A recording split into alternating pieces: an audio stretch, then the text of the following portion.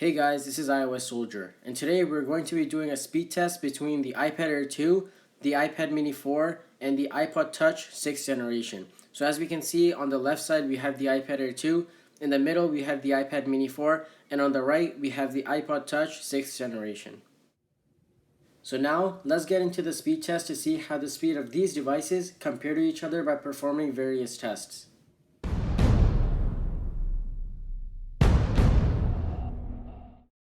So the iPod Touch 6th generation has the 1.1 GHz dual-core Apple A8 chip with 1 GB of RAM. Next, the iPad Mini 4 has the 1.5 GHz dual-core Apple A8 chip with 2 GB of RAM.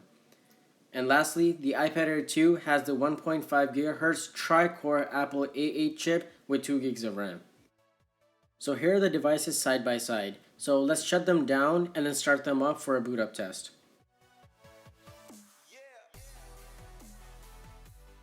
So now all three devices are connected to the same power outlet. So now that we flip the switch, all three devices will turn on at the exact same time.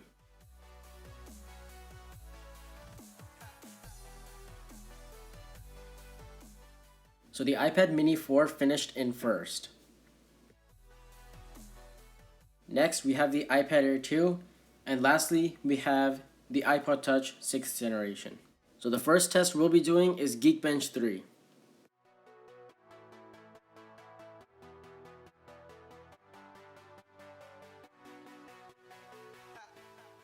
Now that the devices have been finished, we can go ahead and compare their scores. So as we can see, the iPad Air 2 did the best, followed by the iPad Mini 4, and lastly the iPod Touch 6th generation.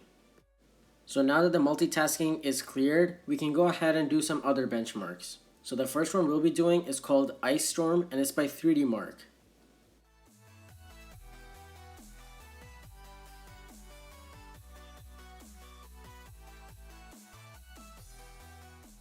So the iPod Touch is at a constant 60 frames per second. The iPad Mini 4 is at about 50 frames per second, and the iPad Air 2 is also at a constant 60 frames per second. Next is Icestorm Graphics Test 2, and this is an off-screen test.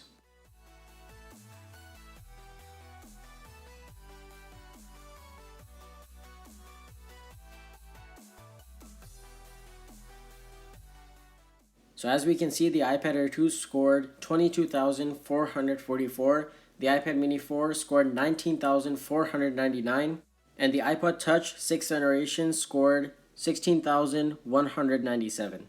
So on graphics test 1, the iPad Air 2 scored an average of 156 frames per second. The iPad Mini 4 scored 135 frames per second, and the iPod Touch scored 127 frames per second. The next test we'll be running is known as API Overhead, and it's another test by 3D Mark.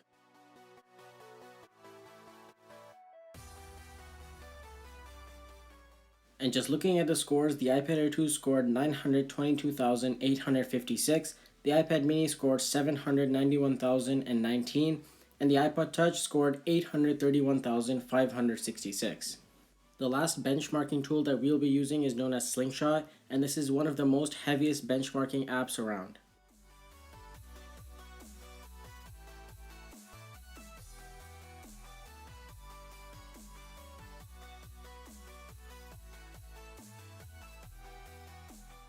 So the iPad Air 2 is currently at 19 frames per second, the iPad Mini is at 10 frames per second, and the iPod is at 8 frames per second. Now moving on to the physics part of this benchmark, we can see that the iPad Air 2 is at 6 frames per second, the iPad Mini is at 4 frames per second, and the iPod Touch is at 3 frames per second. Now looking at the scores, we can see the iPad Air 2 scored 2,576, the iPad Mini scored 1,660, and the iPod Touch scored 1,421. And now for some app opening speed tests. So let's start with Real Racing 3.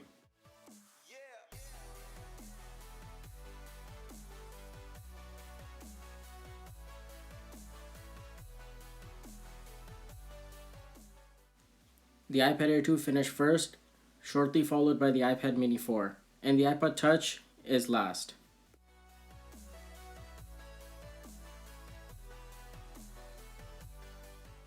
The next app we will be doing is Pokemon Go.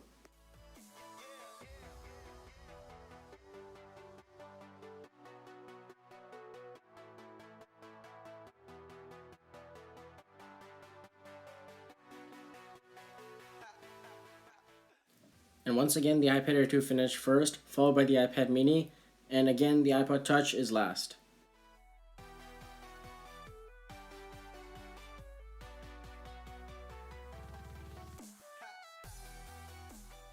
Next, let's try Minion Rush.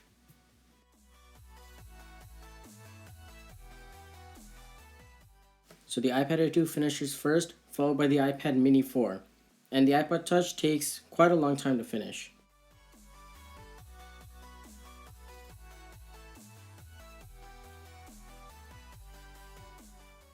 And finally, the iPod Touch has finished. The last app we will be testing is Temple Run 2.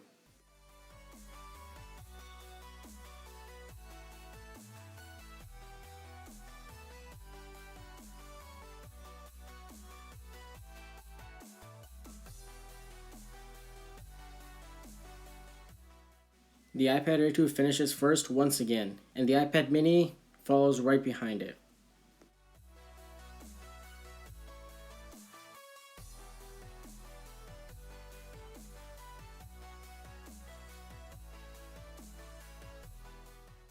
And the iPod Touch finished last.